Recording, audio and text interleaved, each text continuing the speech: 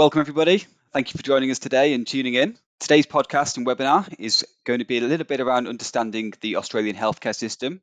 What we're hoping to achieve today is by exploring the healthcare system within Australia, giving you key information around the public and private healthcare system, a little bit around how Medicare works, discussing the fundings, the bulk billing, mixed billing, and access to services. The aim of today is to give all GPs a great and valuable insight into the healthcare system in Australia and what to expect. Now, I'm fortunate today to be joined by a good friend of mine, somebody that is a very prominent individual within the Australian healthcare system, somebody that I've had the benefit of working with now for many years, and has actually been working within the healthcare system for over 16 years. So, a very, very prominent and knowledgeable individual. So, I just want to welcome Carlos Vega to our podcast as well. Thank you so much, Thomas. Thank you for the invite. And yeah, I'm very keen actually to chat and talk about the healthcare system in Australia. Awesome.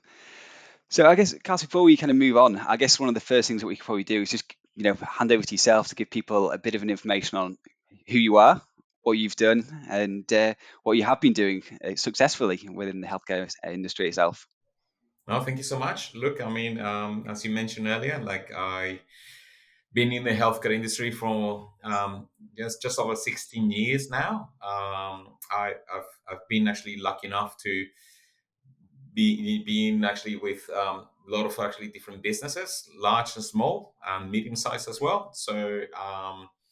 And had the opportunity to work specifically within GP space for the past 6-7 years now. Wow.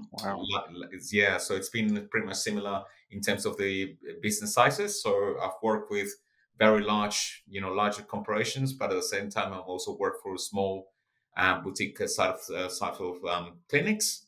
So I guess I've been able to try both sides of the of the GP world in Australia. Yeah, wow. Wow. Some good achievements as well, because Carlos has worked with a wide range of different clients across Australia. Obviously, you've experienced some of the smaller clients, but also some of the larger corporate clients as well, as we call them over there. So, yeah, you've got obviously a vast amount of experience and knowledge that you're able to obviously bring to this podcast and to future podcasts as well that could be in the making, which is fantastic. Yeah, no, I really hope this information is valuable. So for the GPs listening. So yeah, very very Yeah, looking forward to this. perfect, perfect. And obviously, I guess to move straight into things, the Australian healthcare system is very different to the healthcare system here in the UK, as we all know. It's a lot more successful in many ways as well. It doesn't have the same issues that some of the UK is currently facing. Shall we put it that way? But obviously, Carlos, I suppose kind of give us a bit of an insight into the Australian healthcare system, just as a bit of an overview to start with. Absolutely. I mean, I guess the main and principal thing here is that we, similar to the UK, we have actually a universal healthcare system called Medicare. Medicare works in providing patients, specifically for general practice, providing patients of a rebate for GP consults within general practice. And this is actually has been very key. I mean, this was implemented over 30 years ago now, and it's been quite successful actually here for patients. Um, Another thing, actually, also to point out, I mean, to differentiate with the NHS in the UK, is I guess the way the doctors actually are working within the clinics. Um, Generally, I mean, my understanding from the NHS system is that doctors or GPs actually are working on an employment agreement or employment contracts, whilst in Australia, the doctors themselves consider themselves contractors or businesses themselves, which of course carries a lot of different advantages compared to the NHS system. Yes, yeah. I think, as you say, there's an awful lot of advantage from having that set up, and it also then means that the practice and or the medical centre and the GP almost work in partnership, don't they, in tandem, rather than the GP just kind of feeling like they're coming to work, doing a job and then leaving. It's a case of that they're working together to not only provide excellent care, but also help the practice grow. Because the more that the practice kind of grows, and the more that an individual makes or the GP practice makes, the more that they both make, which obviously works in, as we say, in tandem, which I think is a really kind of good setup and a strong setup, to succeed. Personally, that's one of the things that I've found myself.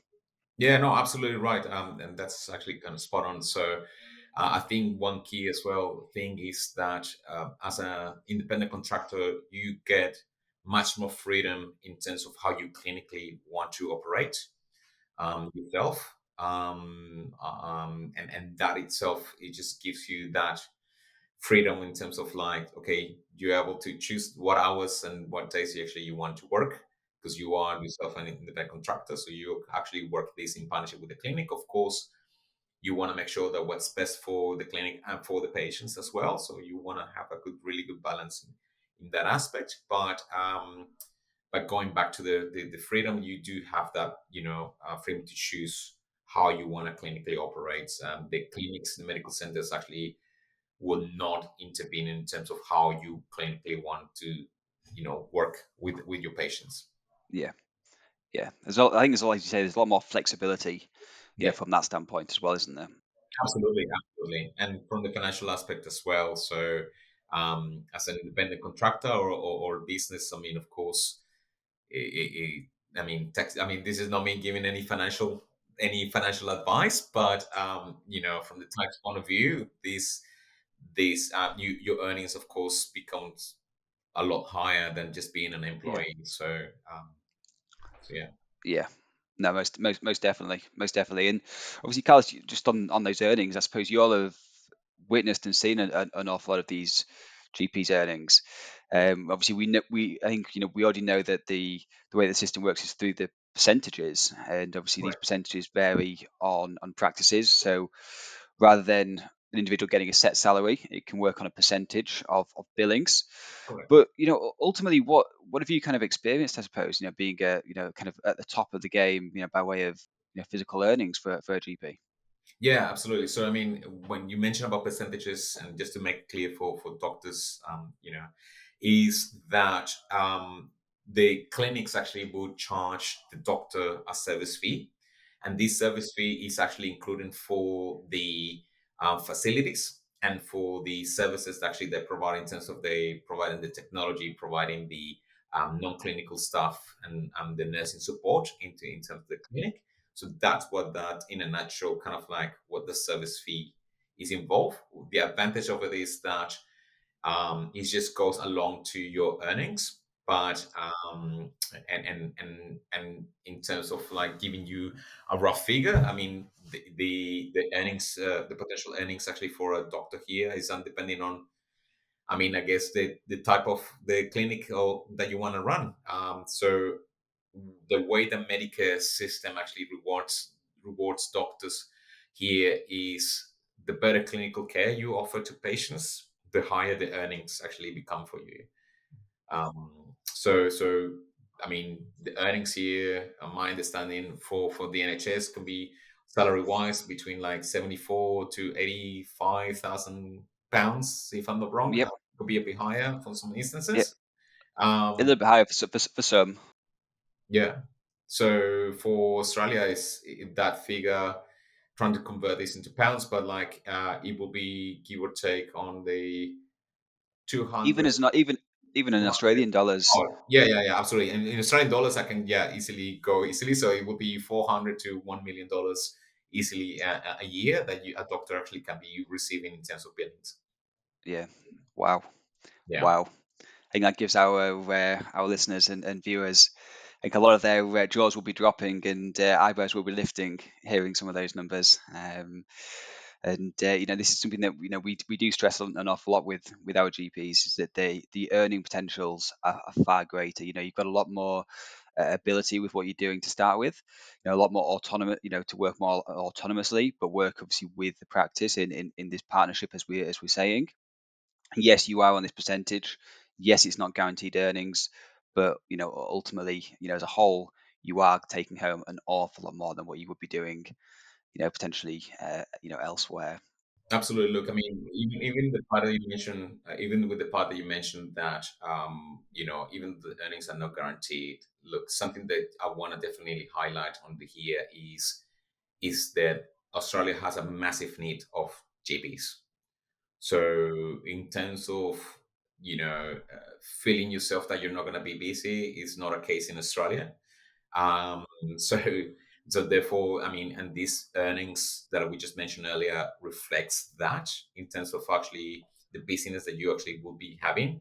This business actually is not reflecting in more work or more workload for you. This is actually just the ability to be able to build and charge a lot higher for patients in Australia, thanks to the Medicare rebates that the patients receive.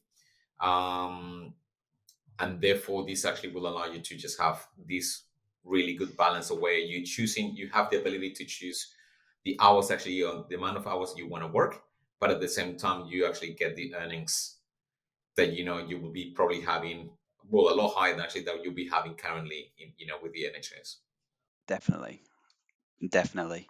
And obviously, from the GPs that I've previously worked with, and you previously worked with, coming from the UK, that's always been the case. I think I remember, maybe even a couple of years ago, Carl, that we were sat there saying, most GPs end up making this transition, don't come back home, because they see how good that kind of quality of life is, how good that work-life balance is, how good the setup is on the healthcare, and for that reason they want to stay. They build the life, they build that foundation in Australia, and they such a high percentage of them end up staying in Australia as well, which is great. That's testimonial to how good things really are. Absolutely. Look, I think I don't have the exact figure in terms of percentage, but I like the majority of overseas doctors, overseas trained doctors actually that come to Australia are coming from the UK directly. Yeah, So UK is actually very important for Australia. And that's been actually reflected as well recently politically when currently the government has stated that they will actually give very high priority for GPs who would like to relocate to yeah, Australia. yeah. And there's been the likes of the health ministers and things that have been kind of shouting at the top of their voices for UK GPs, saying, please come. I think it was, just trying to think, was it Mark Butler, the health minister, that was saying that he actually used the word, he wanted to steal Yeah, UK GPs, absolutely. Yeah, that is and, exactly right. Yeah. and did a big article around that, which was quite funny.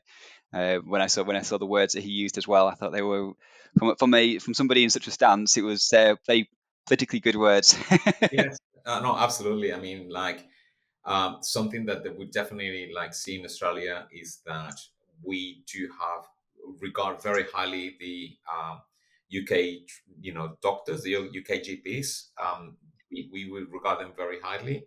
We do have like a very good image of them and has been like very clinically thorough and that's actually and in terms of the clinical care, it's very similar to what we have here in Australia. So therefore, that's actually our, I guess, first priority in terms of like looking for a doctor actually UK, a doctor coming from overseas in this case. Yeah, yeah, and it's just, as you say, the Australians do, especially with the registration things. Yes, the registration is involved, and there's still the getting the qualifications recognised, but the actual UK qualifications are very, very sought after. They provide obviously that kind of very minimal kind of supervision or requirements to actually have to jump through many hoops. Where some of these other countries, for example, would have different additional exams and a lot more hoops to kind of jump through for the registrations, and even then where they can work, where the UK GPs have got a lot more flexibility. There's a lot of stigma. When I speak to individuals about coming over to Australia, they turn around to me and say, "Well, I've heard I've got to work, hours and hours out of the city," and you think, well, you know, that was the case maybe, 4 years ago. It's certainly not the case now, and it's purely down to the fact there's been so many conversations that have been had and been held, obviously, between GPs from different countries. That I think there's a lot of mix up into obviously people what people can earn, but also the process and where they can work as well. Yeah, absolutely. Look, I do believe that, of course, I mean, the requirements actually for doctors actually to be able to become and recognized as a fully fellow of the Australian College of GPs has changed throughout the years. It feels that probably it's just been much more strict these days, but it's not really. What actually they want to just make sure is, and this is where this requirement of the 6 month full time equivalent of supervised, and this is actually what we call in Australia level 3 supervision, which is a very minimal supervision where you just meet your supervisor every few times, probably every quarter, and it's just literally just to make sure that the doctor who's coming from overseas, and especially specifically from the UK, has like clear in terms of adjustments in terms of the Australian healthcare system, as we mentioned, with especially with the Medicare.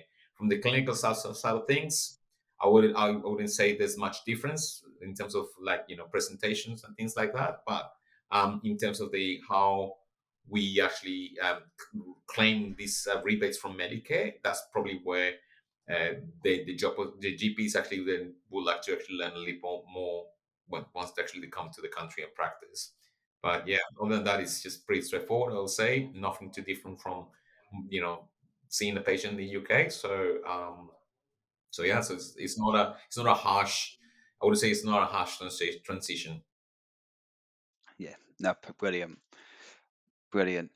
And obviously, Carlos, another thing that kind of obviously comes up, and you have you know briefly mentioned it, I suppose, obviously with the healthcare system itself, and through Medicare a little bit. But one question that comes up quite a lot to me is, is the public healthcare, what's the difference between the public healthcare and the private healthcare in Australia?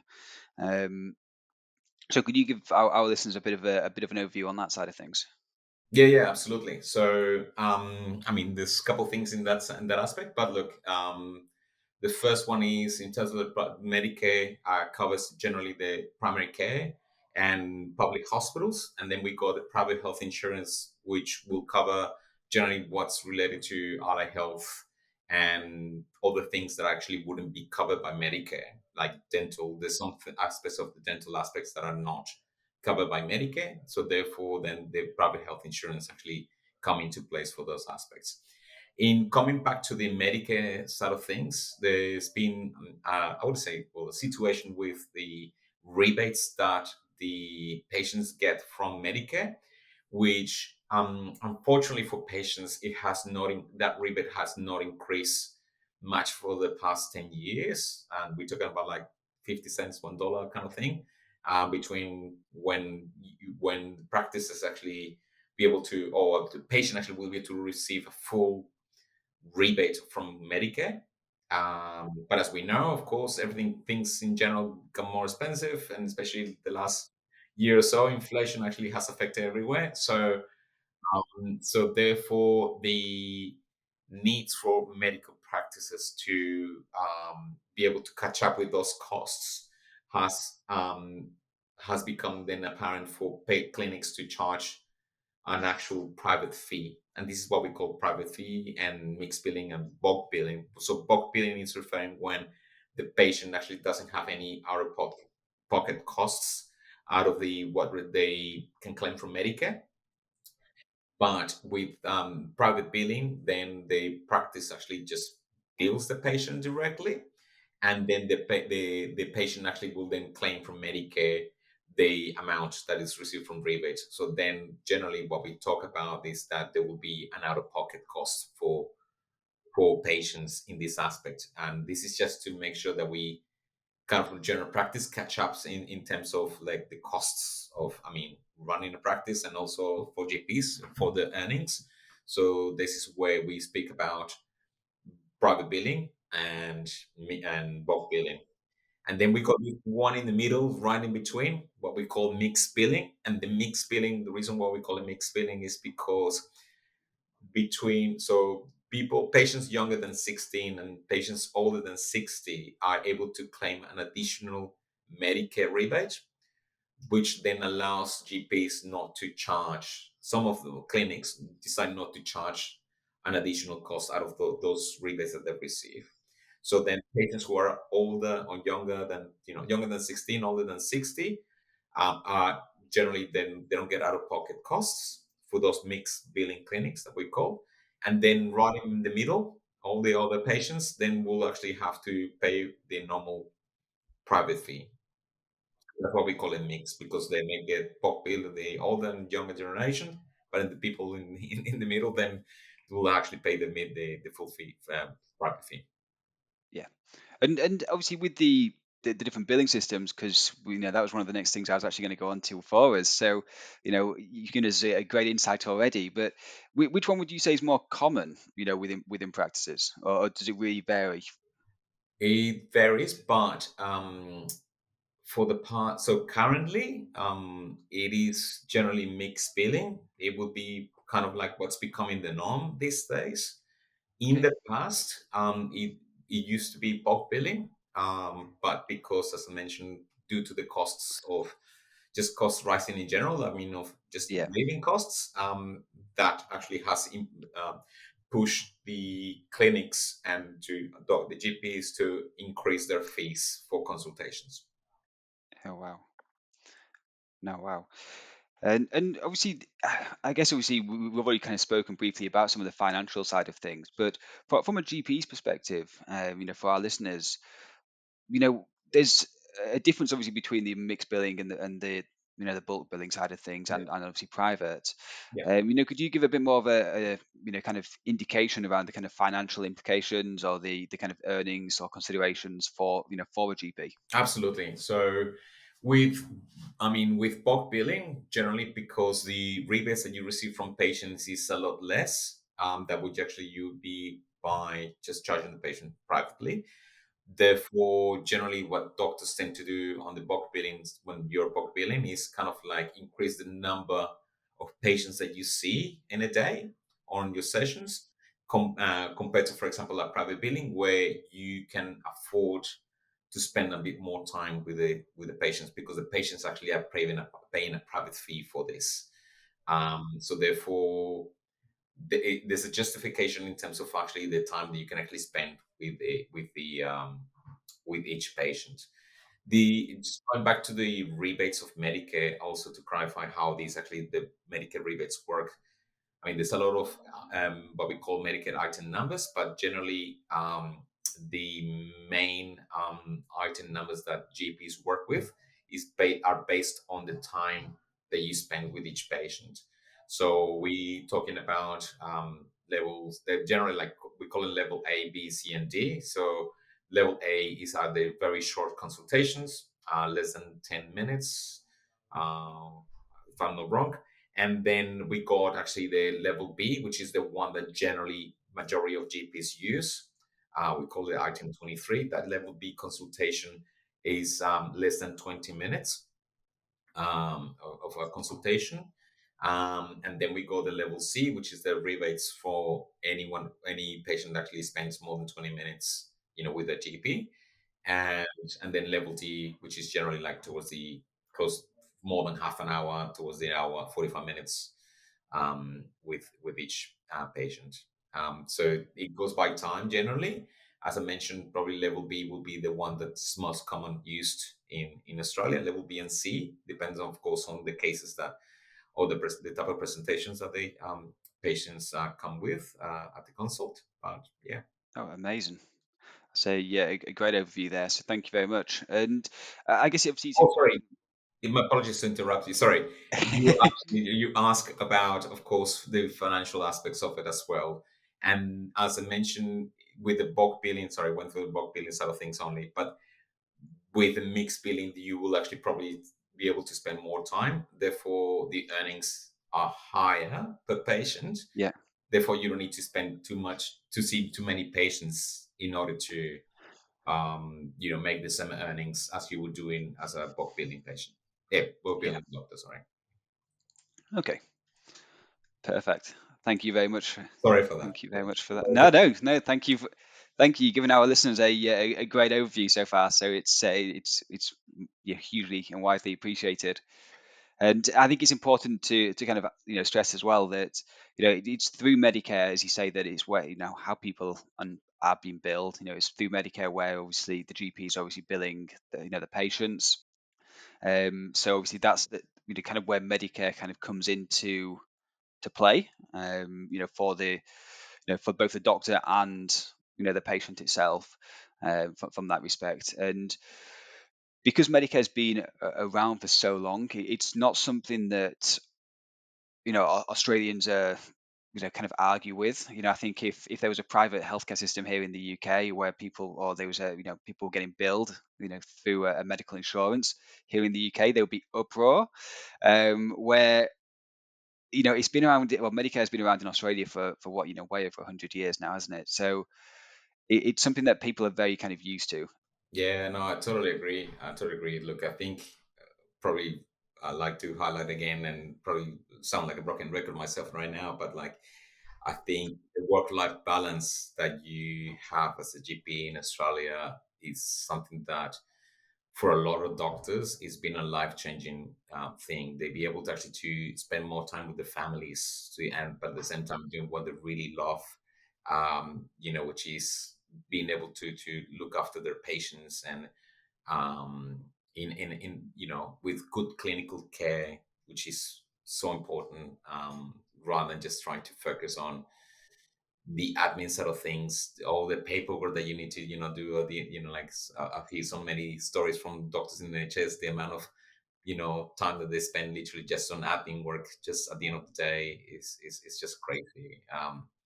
In Australia, like as long as you literally as long as you're actually keeping yourself on top on with the clinical notes of when you see each patient, you can literally go home right just as soon as you see the last patient. um Wow. yeah, so there's a lot of actually less admin workload, I would say, in that aspect, Yeah. as long as you're keeping yourself on top of your clinical notes, and um then you're free to go. Really. Yeah. No, exactly. And I think that's again another testament to the software that's used. The investment that's obviously put back into the practice.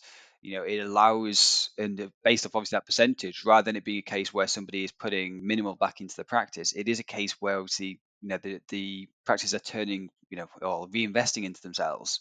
They're making sure they've got the latest softwares, latest kind of equipment in house.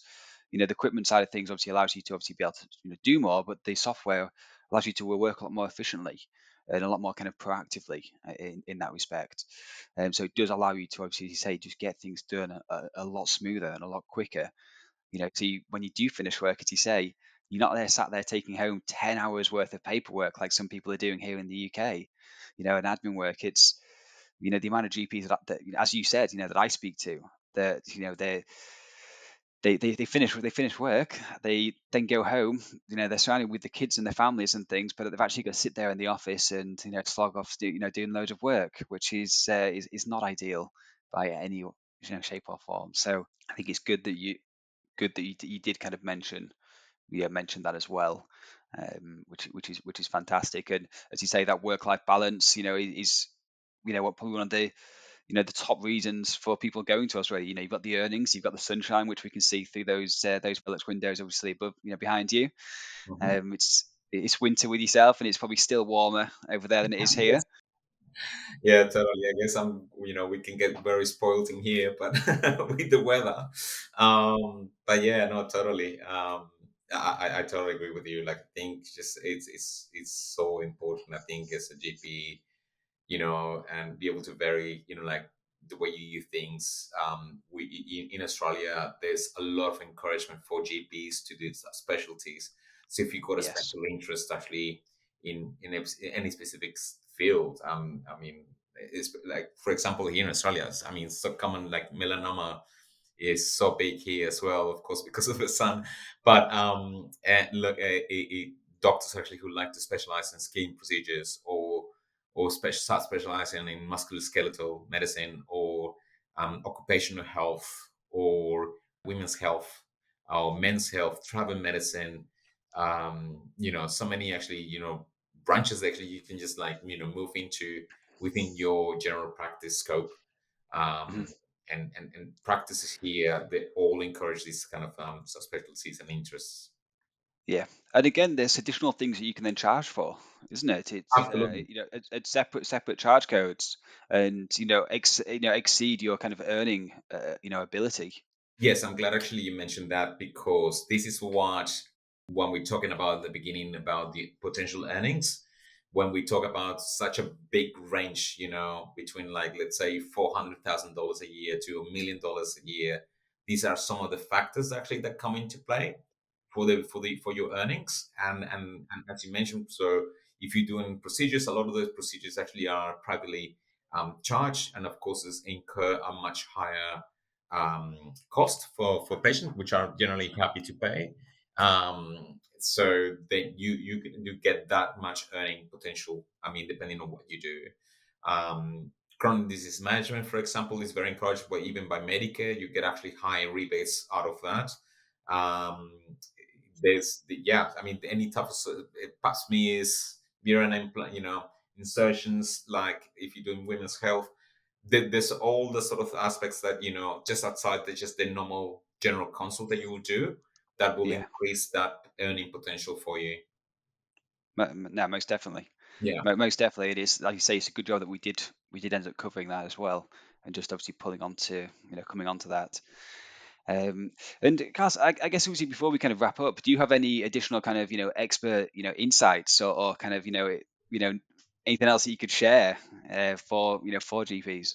Well, no, I mean, I was lucky enough to have the opportunity to, with my experience, to be able to, work. I mean, well, of course, working here in the Australian healthcare system, but also chatting, to so many also UK GPs, and be able to hear each one of, the stories and situations, how from my personal actually satisfaction, being able to help change that life for them. um like, the country itself is, is very safe. Security, education is actually, very high regarded as well in Australia. So, for doc GPs who's got young families, for the younger generation of GPs, I mean, you got the ability to, work in coastal locations, beautiful, like beaches, if that's actually, that you like, or if you feel like much more in the inland, in the outback, much more adventurous side of things. There's also available there, which are also very highly um, rewarded in terms of like earnings as well. Working in remote areas as well, you get a lot more incentives from Medicare as well. So that's something that, if you're feeling like, as a GP, like doing, that would be very welcomed. Um, uh, Generally, those, one of the part of the, I guess, rules that, they have in Australia in terms of like UK doctors or any overseas doctors that come to country, that they have a 10-year moratorium where they cannot work in a specific location, metropolitan locations. Don't My advice to them is, don't fear that. Um, like, I think if you working outside metropolitan areas is actually really good opportunity, to just not only just learn about like much more, I wouldn't say challenging, but it's much more like interesting cases that you actually will be coming across, clinically speaking. And at the same time, your earning potentials is a lot higher, because, not I mean, living outside metropolitan areas make actually a cheaper living, compared to, like, cities like in Sydney or Melbourne, which I just found out this week. Actually, Sydney is the second, no, second or third most expensive city in the world. It's Yes, Yeah. yes. So I guess in that sense, it is definitely beneficial when working outside these metropolitan areas. Um, No, most definitely. yeah. Most definitely. Most definitely. Well, Carlos, just want to say a huge thank you to start with, for coming on this podcast, and you will, for our guests and listeners, you will certainly, you know, see Carlos again for sure. I do encourage the rest of our listeners and viewers to make sure you are obviously, checking in, and obviously there's more podcasts to come, there's more webinars to come, so please do stay tuned, and really looking forward to being able to teach you a lot more around obviously the industry and obviously what working as a GP is like. And again, a huge thank you to Carlos for joining us today. Thank you so much for the invite, Thomas. And look, I mean, I'm looking forward to chat again soon. There's so much. I mean, I really enjoy talking to you about these topics, and yeah, I mean, I look forward to to hearing more stories about UK successful stories actually about GPs coming to to the country. So Yes. thank you. No, thank you very much, Carlos.